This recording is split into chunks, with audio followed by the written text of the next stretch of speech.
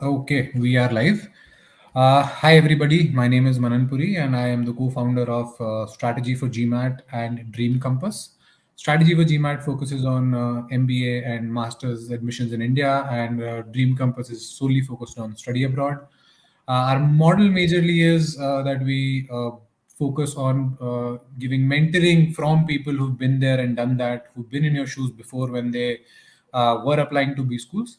And we've got mentors from ISB, IMs, and schools abroad like INSEAD, Kellogg, uh, Tuck, and NUS, etc. And you name it, we have the people there. Today's focus is on ISB and strategy for GMAT. And ISB, a lot of action is happening now. Round one PGP deadlines just finished off 4th of September. We are gearing up for the interview process. Round two deadlines were recently announced, and the 27th of November is round two for PGP. And YLP stage two for the August deadline, which happened on 31st of August, people are now waiting for their interview calls. So there's a lot happening, and we are offline now with interviews happening offline and events as well. And so today, to bunk all the myths, answer all your questions, I have with me Richa, who's leading the PGP admissions this year. And Hmm. she will be covering whatever you ask and more. So thank you so much, Richa, for joining us. Why don't you Thank you, give us? Manan. Thank you, Manan, for hosting this session. And like you rightly said, a lot of action happening out there. So, pleasure to be here. Happy to take all questions. And hopefully, students find this session very, very insightful. And we're able to demystify a lot of things to them. Yes, yes, yes. Yes. And why don't you start with a quick intro, new phase of admissions this year? So let us know who you are. Thank you so much, Manan. So, hi, ladies and gentlemen. My name is Richa. Like Manan rightly said, I am I'm leading the marketing and the strategy initiatives here at ISB. I've been part of the ISB admissions team for over 4 years now. Prior to which, I've also was part of the admissions team at IIM Bangalore and originally an FMCG professional. So that's a quick download about me. But here we are going to be talking about you and your questions. So bring them one by one, and over to you, Manan. We can go with the questions. All right. So we'll mix it up between R1, R2, YLP All so right, that everybody is lovely. engaged. So let's start off with R1. When can we expect the interview invites? Right. So we've also published these dates, Manan, on the website for the convenience of everyone. 30th of September is when the results are expected. The interview process starts on 8th of October. And the interviews will conduct for the next 3-4 weeks. City-wise dates have also been published on the website. And finally, we'll wrap it up with the round of online interviews for those who are outside the country or for whatever reason, personal or professional, could not attend the in-person interviews. So we will have the last leg of the online sessions, and we will be announcing the results by second or the third week of November. So that's how the R1 is scheduled and staged. Okay, awesome. So basically, people who will get the interview invites, they will get to know on the 30th of September, Right, and right, uh, and they have between 1 week to 3 weeks to 4 weeks to prepare right. for the interviews, and they've had enough time, to be honest, so far. Absolutely. And Absolutely. And all the city yeah, dates are published on the website. So if awesome. they know that they've applied for whichever city, so they can start preparing for their interviews right away. Yes, awesome. And people who are not making the cut, will they also get to know by the 30th, or Yes, that's totally at the end? yes, yes. All communication, whether you've been shortlisted or not, will be released on the 30th. That is just brilliant, and a much welcome change versus the last couple of years. So that's great. Thank you. I think So yeah, so and let's take a step back now in terms of what does ISB look in a candidate, and again, and hmm. beyond whatever is there in the website, it's what do you think, whatever is not there, what are you looking for when you review an application, and then later on talk about the interview part. Right. Well, short answer, because it's a PGP program, so definitely in an applicant, we are looking for signs of potential leadership, Manan. But frankly, when we're looking at an application, when we're reviewing the essays, one thing that connects the dots or one thing that we relate to is honesty, the clarity. that the candidate is able to portray through the essays. And the why MBA, the why PGP, that story has to reflect in the essay, right? So I often tell this to everybody that if you're entering a shop, you have to have the clarity that I want to buy a white shirt, and the shop has to be having a white shirt to be offered to you. So I think it's that match has to be from both the sides. So that is the kind of clarity that we're looking for in an essay, and it also has to be a very honest, passionate story about you. It cannot be googled, it cannot be lifted. Your story has to be your story, it cannot be somebody else's story. And believe you me, somebody who's put in that effort in drafting that essay, it reflects. It reflects. If it is just outsourced, or if it's just lifted from any other site, the passion will be missing. There'll be just good vocabulary, just nice flowery language, but with no emotions. No, I totally agree with that. And when people come and to us write our essays, we basically say that we can, Grammarly can do a better job on writing Correct. English better than us. It's the insights and Correct. it's your passion that needs to show. We can So help that you with brings me, structure, but yeah, it has to be yeah, your story. correct, correct. And Yeah. which brings me to the point. One part you mentioned is essays, and there is a lot of focus on GMAT. I should only Yeah. apply if I have a 700 plus. Below 700, I Oh, don't stand a yes. chance, etc. And there's a lot of myths and you know Yes. uh, discussions going around on forums, etc. So, what's your take on that? What's how important is GMAT? You know what, Manan? Ironically, what happens is that yes, you're right. There's so much of discussion happening on the forum. But what happens is that the ones who are often talking about the scores are the ones who actually scored more than 700. You will never find somebody having a 650 or a 660 talking about it. Hey, you know what? I've got a 650 score and I've got shortlisted. So that is where the problem lies, that the 700 plus folks are talking about it openly, but there's less than 600, the 650 guys, they're not talking about the score. Hence, the students don't know that there are students actually in the class with that score. So in one of my outreach deck, one of the slide actually has a stat. The current class is in the range of 610 to 780. So we actually have current students with 610, 620, 640 score. But yes, on the forum or in any of the session, you'll barely find students or prospects who talk about the 620, 630, 640 score. So I think that's the only problem with this. But yes, demystifying the whole thing at ISB, we believe at a holistic profile evaluation, right? So there is a subjective, there is an objective parameter. GMAT is just one of the parameter, folks.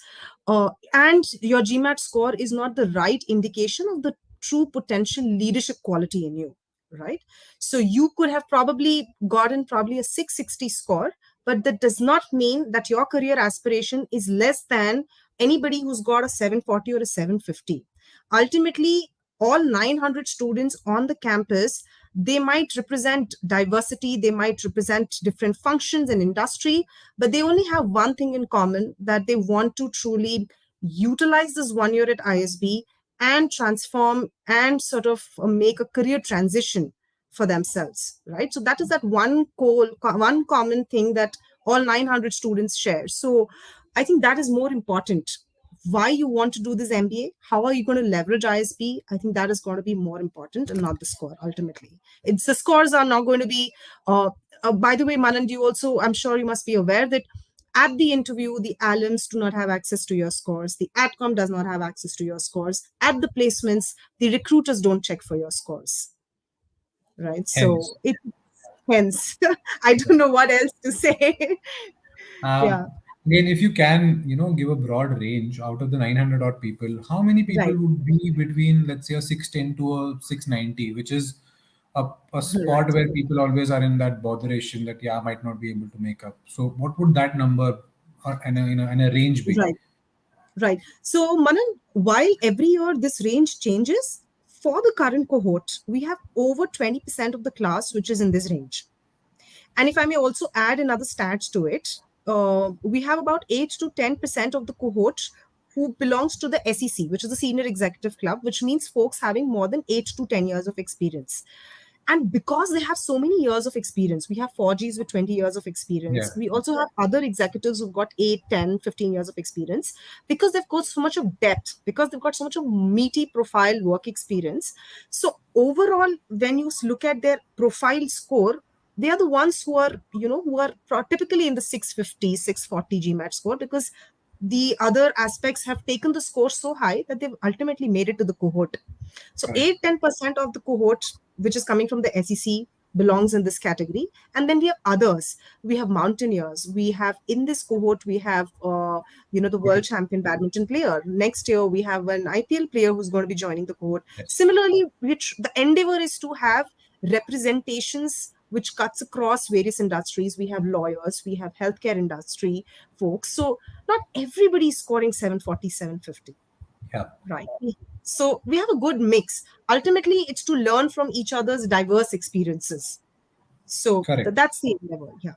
Correct. So broadly, let's say 200 to 250 people are in that sub 680 Right. range, Right. which is a big number actually. Yes. And then you mentioned about the senior executive club, and I guess there's a lot of talk, at least in that experience range with 5, 6, 7 years plus experience, where the cohort does not have as many people, and they feel that okay, we'll not be represented well, or our experience might not be as great when it comes to ISB versus, let's say, IM 1 year programs. So could you shed some light on the kind of opportunities that are there for that specific group who are coming in with a lot of experience, and how do they transition to, let's say, different industries or different functions? Sure, Manan. So the last cohort, the batch of 22 which graduated, had about 8% of them. 8% of the cohort was the SEC folks, and they've all moved into leadership roles. If you look at the placement reports as well, 8% of them have moved into lateral recruitments and leadership roles. Here again, the industry and the function changes every year, completely depends on what you want, right? As you must be also aware of, the CAS team works closely with the students to get you your dream role, to get you your dream organization. It's not about they having collaboration with over 1,000 organizations, getting you about 900 offers, and you get to choose one. They will work with you closely. They will try and match, do that matching, that mapping, that this is the candidate and this is the kind of profile that they want to move into. So they are getting ultimately the kind of profile that you want. So they typically move into consulting, frankly speaking, because after having 10, 15 years of technical work experience, they are the right fits who move into the consulting backgrounds. So primarily, and at a very senior position. The 4Gs are, so Amazon recruits very extensively all of these 4Gs because of the supply chain and the operations expertise that they bring in, Mhm. right? An engineer who's having about 14, 15 years of experience is a very apt profile who's either moves into product management at a senior role or moves into a consulting at a senior role. So Correct. these are the kind of transitions that the senior folks have seen, because they worked for X number of years in a very technical, a very, very, very specific function, specific role. And now they have sort of moved into the business side of things. That's the kind of chat that they've designed for themselves. All right, that's great. And And now, needless to say, we also have entrepreneurs. Some of them have moved into entrepreneurship. They've started yeah, something of their own. correct, correct. Yeah. So you mentioned almost about 50 people in that, who actually, if it's 8%, then almost 70 odd people that are there, plus a Right. few more for 6 plus years. So it's almost 100 to 150 people, which is then bigger than the size of IM. So it's a huge opportunity right there when people Yes, and think every that year ISB is you'd be not for aware that small every year this class average is only improving and increasing, people. right? Even the Yeah, current cohort, the work experience is 4.5, and the endeavor is to, of course, yeah. not push the bar beyond, but yes, Mm. the endeavor is to take it closer to the 5, so that everybody learns from each other's diverse perspectives and experiences. Correct. There's a question around when the SEC consulting role starts at what profile? Do they enter as seniors, or their career progression is faster? So they enter as seniors, and I wouldn't say it's faster, because understand that they've invested 12, 15 years prior Mm. to coming to ISB, doing technical stuff and having that Correct. expertise in their domain, right? So Mm. ultimately, I don't think it's like a fast track. They've actually put in a lot of effort for that. Yeah. All right. Okay. Great. Uh, few people have joined late and they were again asking about the interview process. So let me just quickly reiterate what we covered. So Right. 30th of September, all communications will go out to people who have applied in round one PGP. So either you've been shortlisted for interview along with your interview location, time, and everything else, and if you have not been selected as well, so you'll get that notification. So 30th of September, you'll know your fate. The interviews will happen through the month of October and November, a mix of in-person and online interviews. Online is an exception for people who are outside India, or let's say, I think that's during the Diwali weekend as well. Maybe it's strategically there, but it will be in person in the cities. All schedule is up there on ISB's website. So, Right. and ISB will follow it to the T. So that's great. So anything else did I miss, Richa, on the process, at least for the dates? No, perfect. I think you've covered it all for round one. Oh, okay. Now Yeah. let's talk interviews. Now the process itself, in the sense, you mentioned alums are taking interviews. So Right. what are the things that you're focusing on while gauging a candidate in the interview itself? Right. So, like I said, Manan, honesty is one thing which is very, very important. So, in your essay, if you've talked about the kind of projects that you've handled, you should be able to substantiate it well during the interview, because at the interview the alums will want to understand what were the challenges you have faced. Not every project will be a successful project. You would have seen failures. How did you bat them? How did you show your resilience? How did you stand up again and start running again? So if you've not actually worked on that project, you will not be able to talk about it. The interview is not a technical round. It's more about trying to understand you and your profile better, the kind of work that you've done. So it's not technical round, but it's just trying to understand that on a piece of paper we have a profile, and the person who sits in front of us, are they the same people eventually? Right. So they will know your application thoroughly, know what you have written in that application form, every sentence, every content that has gone inside that application form. You should know the why and the how. If you've done well, how did you go about it? If you failed, what did you do next? How did you, what were the redressal steps that you've taken? The lessons that you've learned. In your employment tab, if you've talked about four different tabs, four different jobs, if you've made switches, why? While you were in that stint, what was the impact that you've driven in that organization, in the project? So these are the things that we are looking for, and these are the things that they will try and understand in an interview. That's great. And these are taken by typically senior alums or relatively recent graduates, or what's the process Right. there? So, Mani, what happens is that we understand that we have YLP folks who are applying to the program, we have EO folks, and then we have in the direct bucket also, we have 2 to 4, 6 to 8, then 8 to 10, then 10 plus, 20 plus. So, Yeah. what we try and do is that we will not have a very senior alum interview somebody who's from the YLP, because they'll get intimidated, Yeah. right? So we, because it's not a stress interview. Yeah. Like I said, they want to know you better. They want to understand the future Alan who's sitting right in Yeah. front of them Yeah. better. So that's how we design. That's how the mix is decided. So if we have YLP and the EO folks, you'll have relatively younger alums. Vis-a-vis, if you have like a 4G who's got about 20 years of experience, or somebody who's got 8, 10, and that's how the panel is designed, keeping the Right. number of years of experience in mind. So basically, at least you'll have, yeah, Yeah. you'll So have at least basically, somebody. Yeah, sorry, go correct. ahead. It's basically like we're having this conversation today, right now. It is just to initiate that conversation and not to intimidate. It's not a stress Yeah, interview, right? So don't want to correct. intimidate the wild PEO folks with having us very, very senior. Right. And Yeah, typically, people who graduated in 2018 or before is somebody you would look at for the entire process, right, because they've right, had right. significant experience outside. Absolutely. Somebody was asking, what would the offline interview day look like for a candidate? Once they step into, let's say, the hotel, where the interviews will Lovely. be happening. So if you can kind of walk us through that.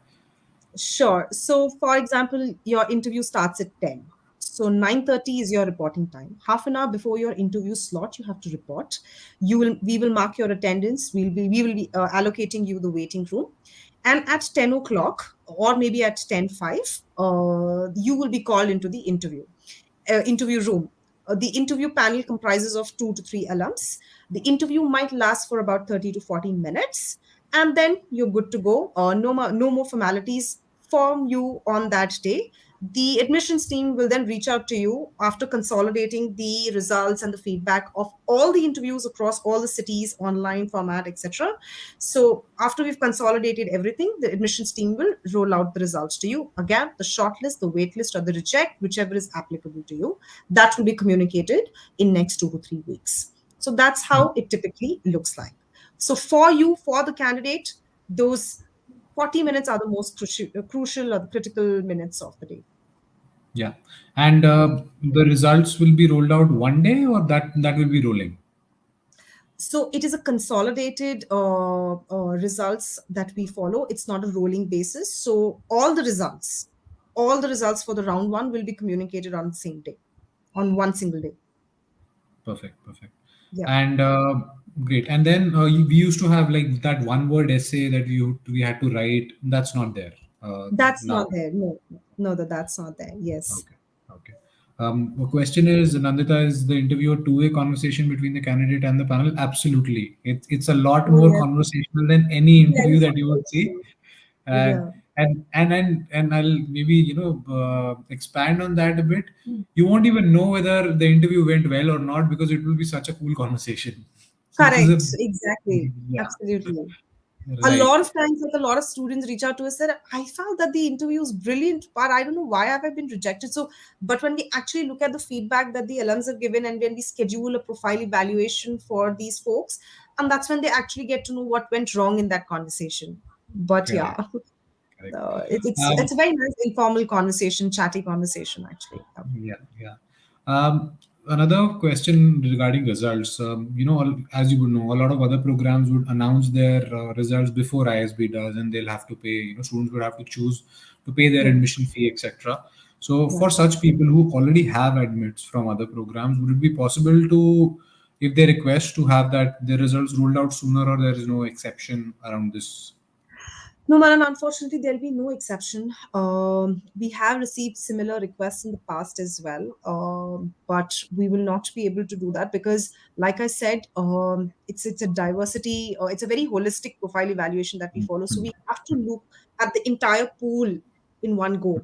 Cannot look at it in just little buckets and segments, right? So that, and also what happens is, Manan, that you have to understand the volumes that we're dealing with. Yeah, If we yeah. release the results to just about maybe 10, 15 of them, the larger audience starts panicking. There could Oh, be probably an interview yeah, scheduled that weekend for someone, and there's just correct. it's just unnecessary stress that, oh my god, my friend got selected, I don't know how am I going to perform. So Yeah, that just happens. And the kind of volumes that we're looking at, Manan, so we always want to do it in a consolidated fashion. We don't want to, in bits and pieces results, release those results, because it's yeah. just crazy handling those queries and those discussions on the forums.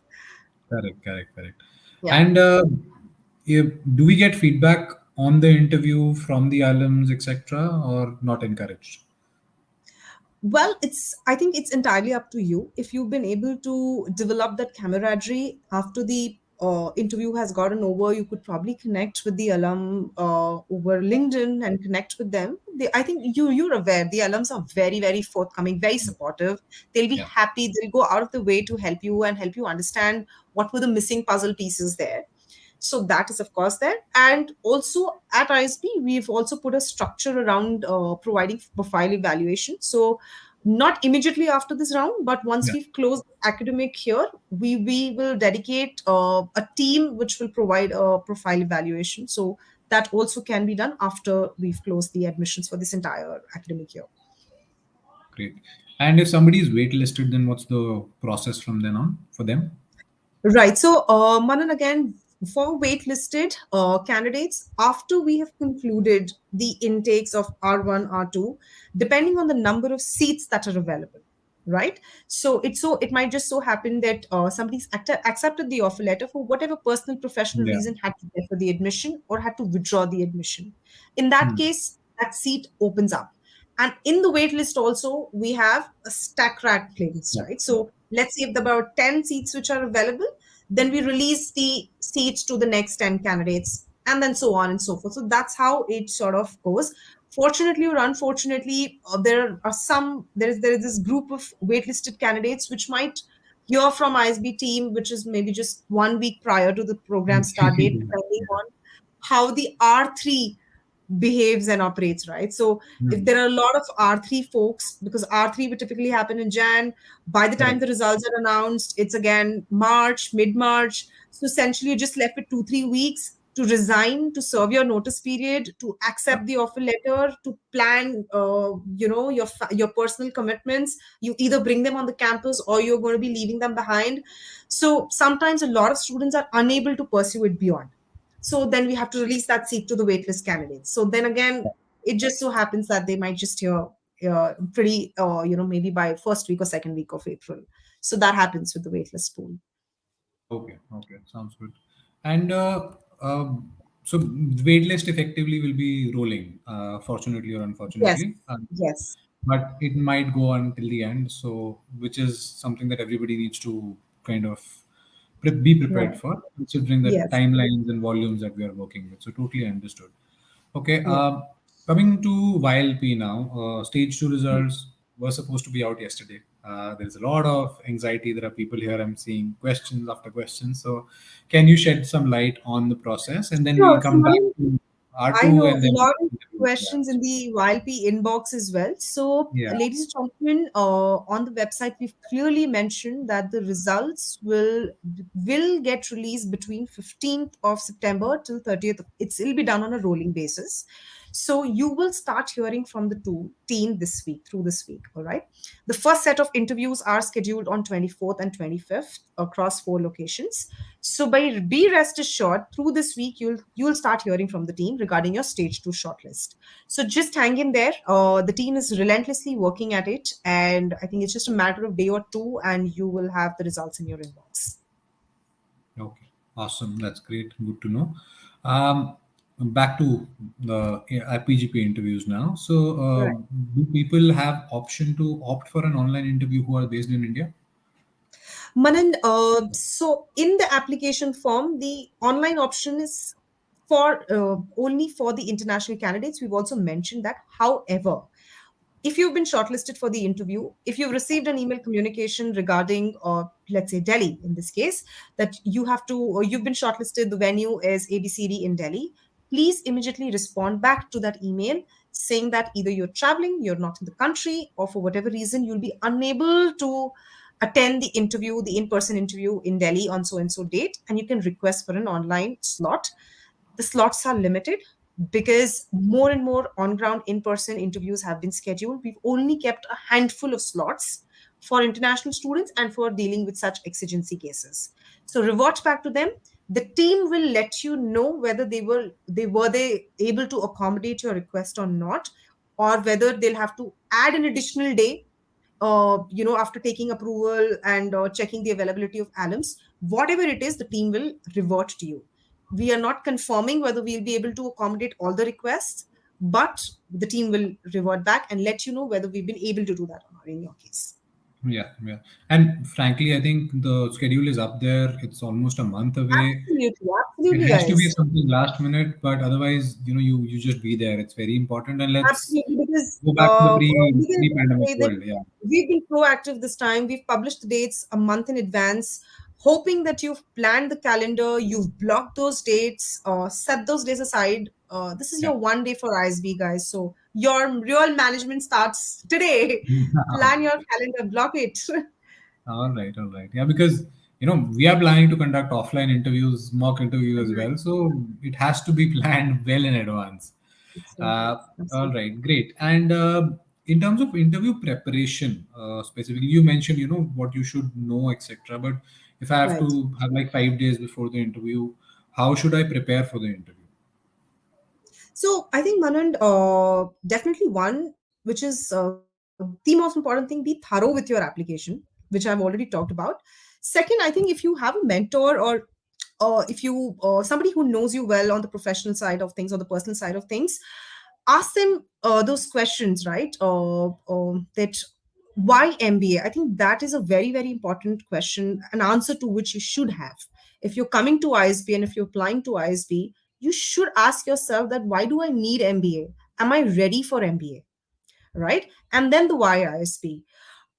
Stuff that we don't want to hear is that I'm coming to ISB for the placements. We know that. Coming to ISB for consulting. We know that. Coming to ISB for product management or of entrepreneurship. Believe you me, every second answer is this.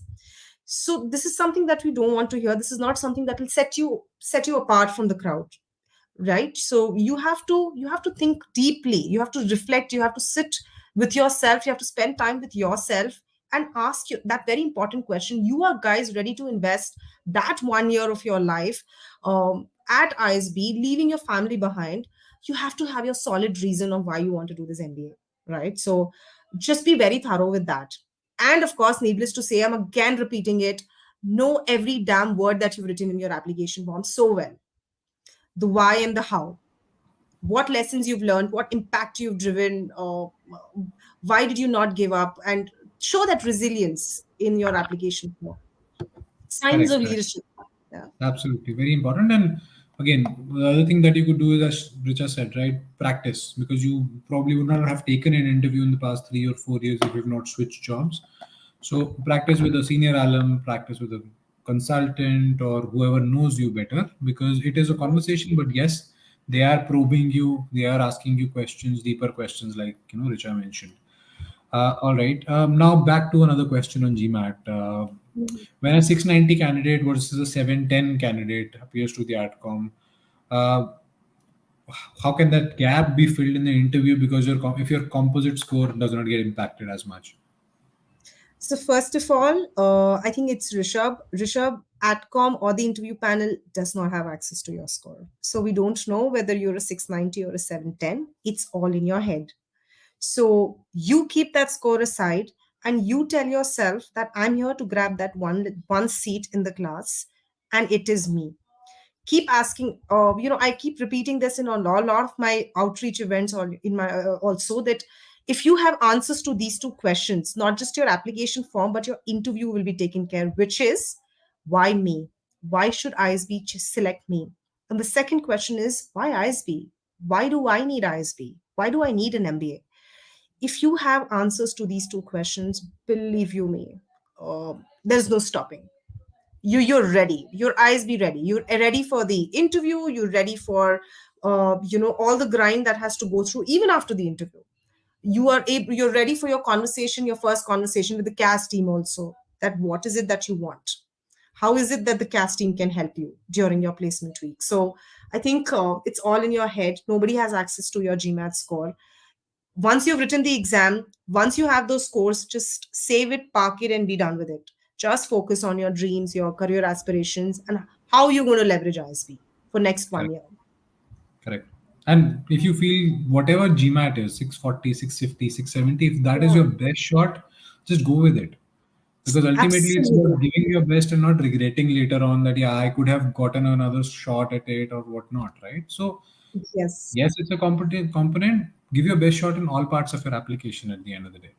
And guys, Uh, be confident. yeah, Absolutely. Please carry your application with great conviction.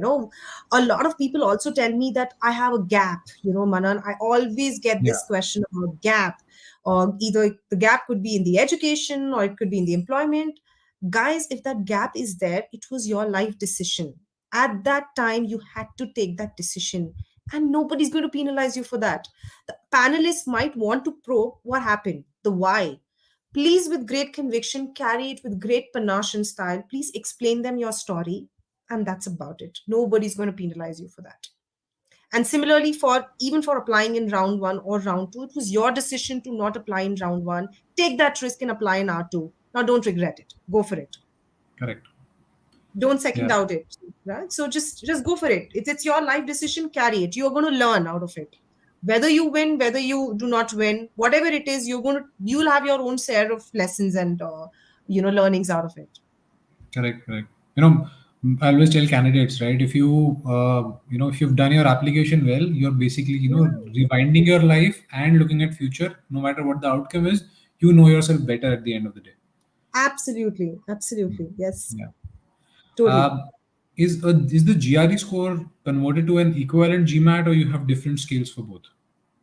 Different scales for both. We do not convert GRE into GMAT or GMAT into GRE. No. Both of them are treated independently, and both of them have their own scales and measurements. Okay. And the GMAT score, relevance, YLP versus somebody with a EEO versus somebody with, let's say, 4 years versus somebody with a 10-year experience. Does the importance vary when it comes to evaluation? This is only with respect to the score. The score itself. So if you have a score for a YLP, would you look at it differently versus a score with somebody for a 10 years of experience? While Manan, while we don't sort of look at it differently, but what happens is that because there are so many parameters, different parameters on which you're evaluated, of course, somebody who's got about 10 plus years of experience will have so much to talk about in the work experience parameter that he or she will automatically tend to get more scores in that on that element, vis-a-vis somebody who's just studying. Hmm. He or she will talk about the various club activities, the various volunteering initiatives that they would have done with the NSS or the NCC in the college. So automatically, he or she will have to work on other parameters to highlight the overall score of the profile. So that happens. Folks having too many years of experience are typically the ones who are in the lesser score range. And the YLP and the EO folks, also because they can spend more time studying. They Correct. have been connected with books. It's easier getting back to books for them. It's easier to invest 6-8 hours a day preparing for the exam. So these are all the things which are also sort of directly correlated with the younger lot. Makes sense. Makes sense. And staying on with YLP, so somebody who gets rejected in stage two now, can Yeah. they reapply in stage one in March? So Or not within the same sorry, academic year. stage one in October. Yes, they can do that. Okay, great. Yes. If you get rejected in stage two of 2022, you can apply again for the stage one of 2023, which is the October deadline.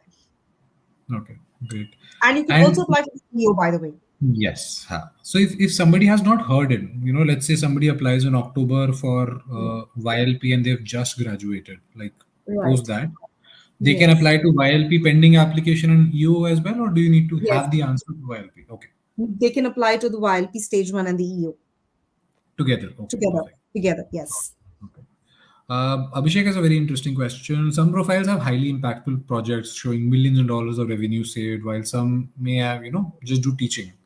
I don't know why you feel that teaching is simple, but does it make the profile weak if you don't have a lot of stats in there and a lot of huge $1 million savings, etc., which typically come in from the ITC pool that leaves around 100 crores every year of savings to ISB?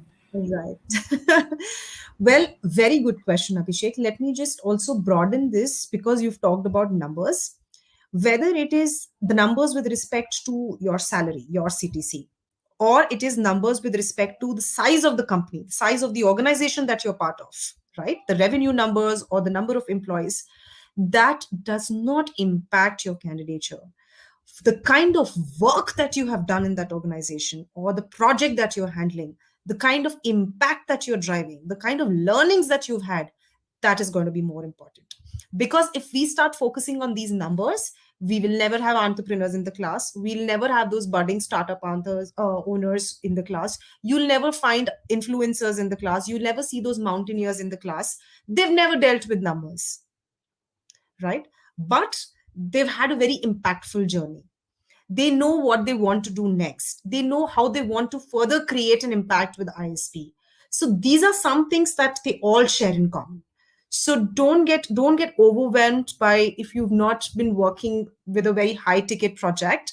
But if you are just let's see, even if you're teaching, I'm sure you're touching so many student lives. You're creating impact in so many. You're contributing to the society. You're a diversity profile. Please build on it, right? So I think ISB will look at it that way. You've created a niche for yourself. You're a niche candidate. I see it that way, Manan. Correct. No, that's absolutely clear. And people, a lot of them focus only on essays. When it comes to B school applications, they're like, okay, I Right. want to get my essays done. How Right. important is 100 characters into 5 achievements and extracurricular and all that Right. while you evaluate the entire application? Manan, I'm sure the candidates who are writing it is having a tough time But believe you me, when we're reading those essays and we're going through those application forms, वो 100 words भी हमारे लिए सजा बन जाती है because of the volumes. I think the tip here is, guys, keep the first few lines very impactful, right? Because essentially, when you're entering the interview room, right? So before you enter, or before the previous candidate has exited the room, and before you enter, there'll be this 10 minutes gap which we are giving to the alums to key in their feedback of the previous candidate, to go through your profile and call you in for the interview. Imagine, so they are just sort of in that 10 minutes have to go through the profile. So keep it very crisp. Don't use quotes, don't use proverbs, don't focus on the storytelling in the essay there. Just talk about the impact, and sometimes just know when to leave it and save the rest of the story for the interview. Leave it at such an intriguing point that the alum has to ask you a question there and then. He knows that, oh yeah, I have to ask him this question, this sounds really interesting. So I think that you have to I love to say this again, that the interview is not just about what the other person wants to ask you, but it's also what you allow the other person to ask you. Correct. you have Absolutely. to you have to take charge of your own interview. You have to decide and craft your own interviews. So I think that's very true with respect to interviews. Yeah, and then the application form itself becomes very important because even Yeah. before they get to the essay, the application inspector has those job responsibilities and achievements. So it's not just the Yes. essays. That's where they Yes. can grill you a lot. And you know, Dushyant is asking if I'm from the Merchant Navy, I have to explain more nuances about my work. Yes, Dushyant, you will get enough time to do that. Even Yes. when I was, taking interviews prior to starting up this venture, we used to actually extend our interviews for such profiles because we need, Right. again, we need to understand where you're coming from. So we'll just not dismiss you just because you use a technical term, etc. But if you use, we'll be more than yours to explain, let you explain what you meant by that, and Right. there'll be enough time to explain whatever you want to do. They'll not, cut Absolutely. you short or anything else. So don't worry Correct. about that. It is Absolutely. a Absolutely. conversation, it's not an interrogation. Guys, do not think of it as an interrogation, and there'll be Oh, enough no. light, nothing on your face like that, right? Absolutely. And then, and believe you me, if they find your story intriguing, they'll catch up with you during the lunchtime, or maybe over the chai. And hey, you know what? You were talking about this, so let's continue this conversation. So, Correct, correct, yeah, absolutely. You'll get enough and more time. Yeah. correct. But there's a question around, finance roles Mhm. post ISB. Again, Yeah. I'm sure you've got it. Product management and consulting are the top draws. Finance is not Right. so much. So, thoughts on that? Again, first thing, a lot of people say that 33% of the cohort has moved into consulting, and why not marketing or finance or manufacturing. So guys, it's ultimately the final offer letter that the student has accepted. All right. And the students want the kind of profiles of consulting and product management. Therefore, you see those numbers in 30s, 33, 25, 27. These have been the average percentages. We for finance, it's every year again it changes 8 to 10%. Does not mean that ISB is not known for finance. It's just that only maybe those many students wanted finance roles. Here again in the finance roles, guys, you need to understand this is a general management program, right? It's a MBA program, so you don't expect technical profiles. These are again profiles which are business related, strategy related, but in the finance industry, right? So you need to understand that a lot of CAs, a lot of CFA folks reach out to me talking about portfolio management and hedging and etc., mutual funds, etc. If you are looking for those kind of roles, then MBA is not the program for you. Then you should go for a CFA program. Then you should go for an FRM program where there are very technical, specific functions, specific roles. This is a management program. So if you're taking up a management program, it is assumed that you are willing to move into the business side of things.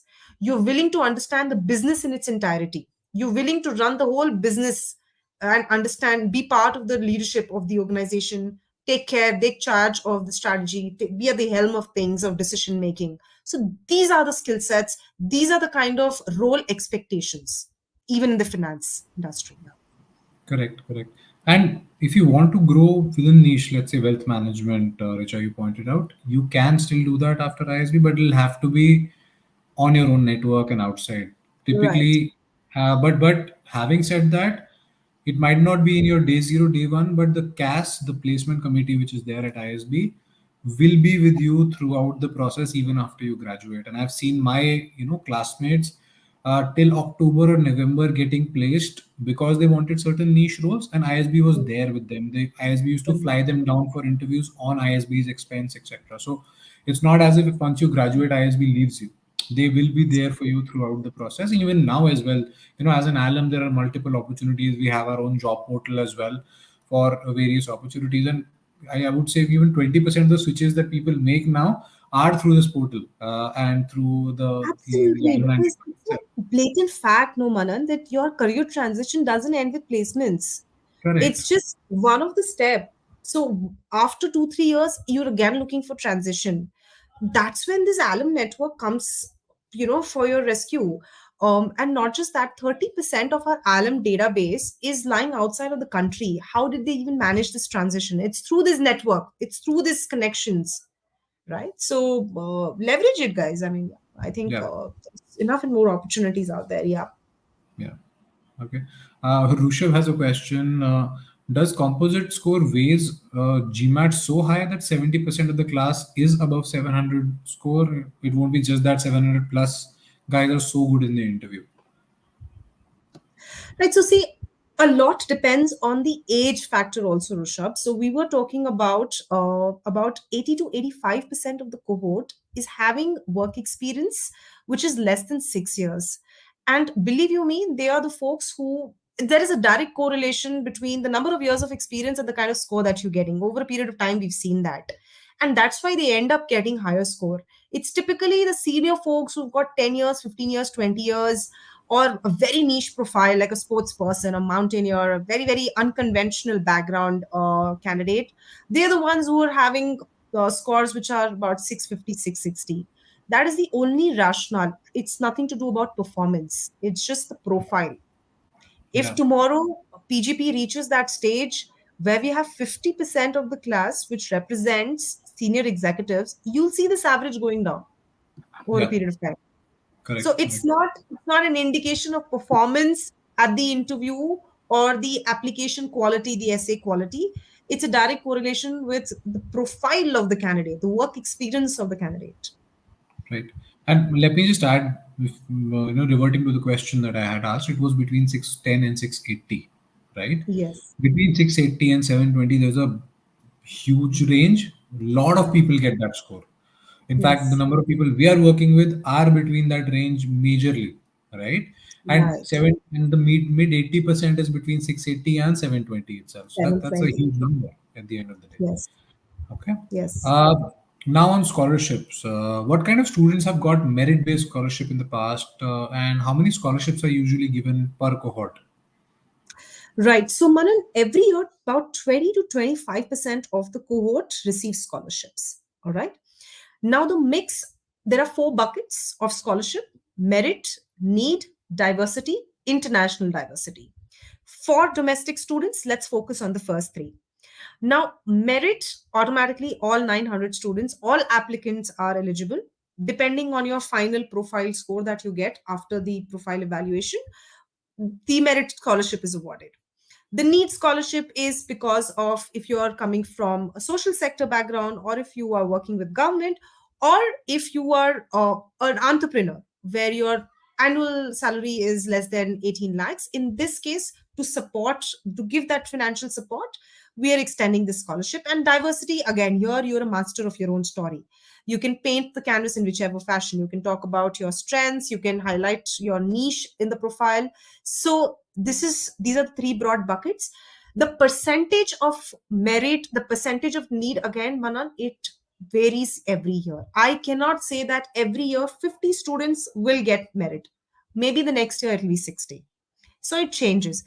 Again, you can apply to all three. Automatically eligible for merit, you can pitch in as a diversity, you can also pitch in the need. Ultimately, finally, the panel will decide which one is awarded to you. In your offer letter, the amount of the scholarship, and the category of the scholarship will be mentioned. But yes, it changes every year. Overall, 25% of the cohort receives a scholarship. which is a big enough number. Almost Yes, 200 to 250 people get it, right? absolutely. Okay, I'm not sure if you can exactly answer this question, but how much percentage does the interview constitute in the composite score? What are all the parameters there? So I'll leave that to you in terms Well, of how you want to divulge. well, thanks, Ritik. Very important question. I do have an answer to that question, but I will choose now to stay mute on this. Um, each parameter has a designated percentage, but I will not be able to reveal that algorithm to you exactly. But I can tell you one thing, Ritvik: control the controllables. What is it that you can control today? You can control your essay. You can control the choice of your recommender so that your LOR can be successfully submitted to ISB. And third is your preparation for the GMAT and the GRE. These are the three things that you can control. You cannot control whatever marks you got in 10th, 12th, or graduation. So don't worry, don't fret about it. Enter it in the portal, save it, and forget about it. You cannot change what was your first job, your first stint, or the kind of mistakes that you've done, or the kind of gap, or you did not work. You were probably preparing for your engineering or medical. Those were life decisions that you've made, and it's just fine. You cannot go back and change it. And at ISB, we respect that. We know that. So don't worry. This is all that I can tell you. Control the controllables. Focus on these three things. Once you've taken care of these three things, interview is going to be a cakewalk. If you're thorough with your essay, if you worked on your essay honestly, sincerely, if it is your true story, something you passionately believe in, something that you are really, really sort of dreaming something about, your interview is not going to be difficult because the alums are not going to find any gap between the essay that you've written vis-a-vis the explanation or the incidents that you're talking about. So that's it. Your interview is going to be a function of your essay ultimately and the LOR ultimately. So Right. just worry about two, three things that you can control. Don't worry about something you cannot change.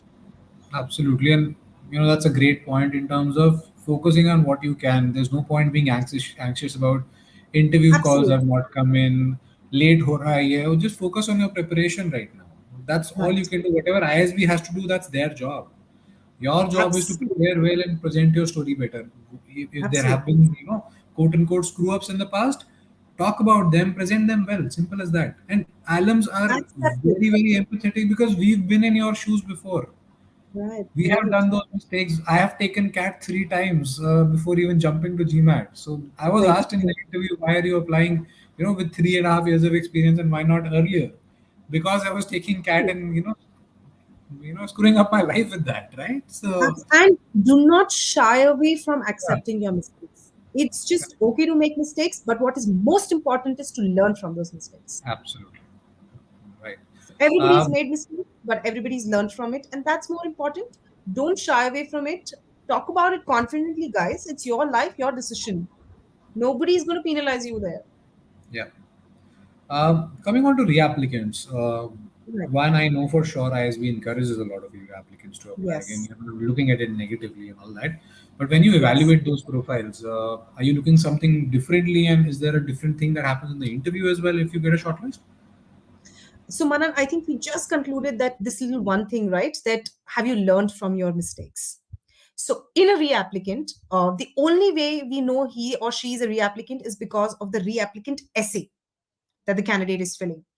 There, I'm sure that you've interacted while at the interview with the alums or after the interview process or after the admission process. You were probably reflecting on the mistakes, or probably my essay should have been drafted differently, or probably my response at the interview should have been given differently.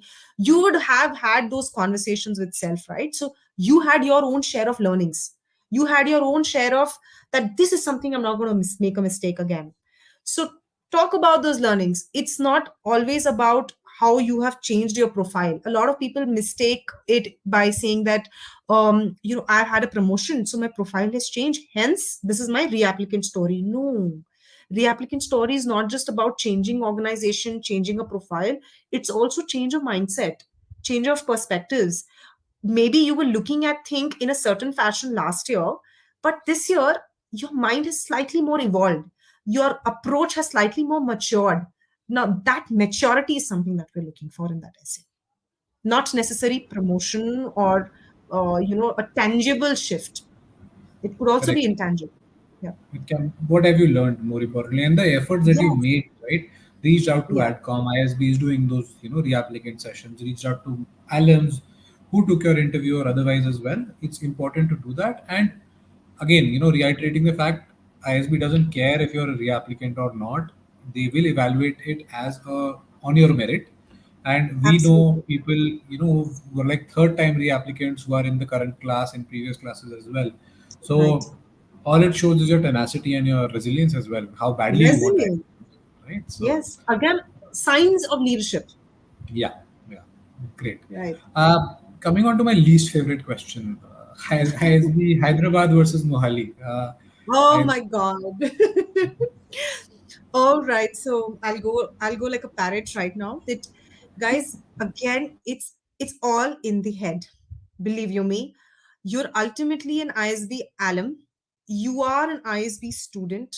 To the recruiter, they are recruiting ISB students. They are not aware of which campus you come from. Every year, so last year, if the campus recruitment was happening on Hyderabad location, the next year it will happen on Mohali campus. Ultimately, your final degree also just says that you've successfully completed the postgraduate program in management. It does not say bracket mein Mohali or Hyderabad. It's just for the sake of logistics. We cannot have 900 students on one campus, hence two campuses, but everything else remains the same. We have a set of faculty members living on the Hyderabad campus, on Mohali campus. Hyderabad faculty travel to Mohali, deliver the class. Similarly, Mohali faculty travel to Hyderabad campus. We have student exchange program across both the campuses. So you get to spend one term on, let's say, Mohali campus and vice versa. It's the same fest which happens across both the campuses. Everything is just the same. Nothing is different. In fact, I don't know, Manan, you'll be able to talk about it better, but in a lot of my sessions, a lot of alums and students have actually said that in Mohali campus, because it's a chota cohort, it's more 300, more closely knit cohort, they know each other better. They know all 300 rather. Vis-a-vis as compared to the Hyderabad folks, where there are about 600 of them on the campus, by the time they get to know 300 of them, the year is over. Some of them they do not even probably met or heard of or not even met. yeah, So yeah, they're more closely knit on Mohali campus. And guys, this just treat it as one school. It's just one school, two campus, one experience. Nothing else is absolutely. different. Absolutely, and ISB has made a lot of efforts for that. A lot. So I don't think you should touch upon it with alums also, or if you get a Mohali admit, don't fret over it and all that. And Not at all. things change, right? For me, day before the admit, everybody is like, admit nahi aa raha, kya karunga, kya karungi, and all that, and suddenly they get it, and then they're like, I want to go to Hyderabad, Mohali. The It doesn't. conversation changes. Oh, I got Mohali and I want Hyderabad and Exactly, vice versa. exactly. And to your point, it's absolutely a very well close knit community. All sessions happen. I pre-pandemic used to travel to have once to Hyderabad, once to Mohali for all those review sessions, interview prep, and all Right. those things. All of those things happen.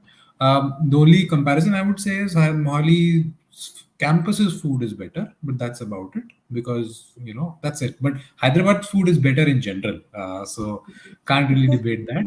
Um, Hmm. more importantly, you are an ISB alum at the end of the day. Recruiters don't know where you Absolutely. graduated from. Uh, Absolutely. and post alums as well, it doesn't matter because you're an alum based out of a city. So we also don't care, okay, if you were in Mohali or Hyderabad, we have different groups. No, it's just one group that's Right. there, right? The facilities, the kind of exposure. See, ultimately, you are an ISP for knowledge, for Hmm, learning, so that tomorrow, when you're ready to take on the world, you're well equipped. That you are getting, and yes, that's all that you should worry about, absolutely. right? Yeah, World yeah, class exposure with respect to faculty, cutting edge curriculum. That all of that is going to remain the same. क्या फर्क पड़ता है कि मोहाली से पढ़ रहे हो या हैदराबाद से पढ़ रहे हो? right. Ultimately, you're getting the same quality education, and that's why you're here. Yeah, yeah. And if you feel that got Mohali and quote unquote it's an inferior campus, that says a lot about what you feel about your own candidature, then, right?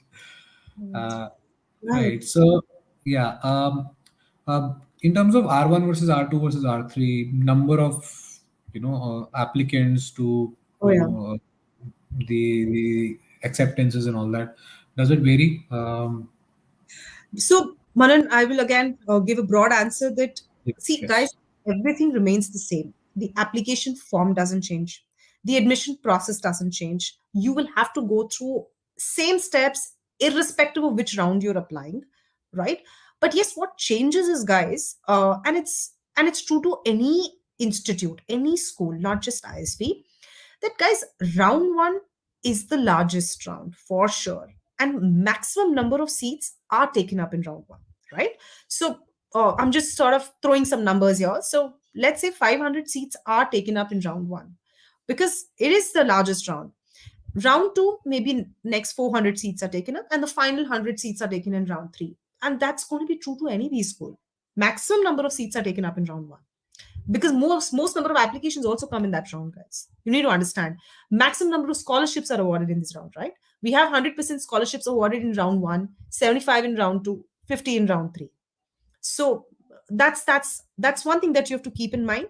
And if it was your decision to not apply in round one because you were not ready, and you've chosen to apply in round two, that's your decision.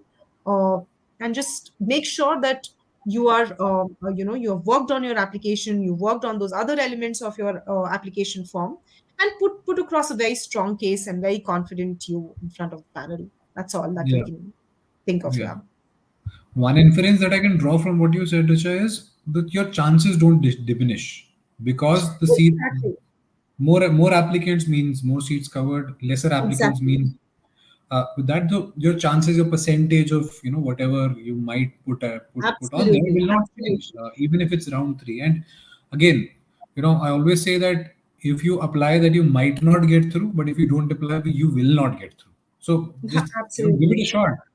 Give it a shot, and as we said before, reapplicants or not doesn't matter, right? Um, Okay, Dushyant is asking, can our alums looking for business knowledge in the interview? Can we expect some interviews about economics of the previous company?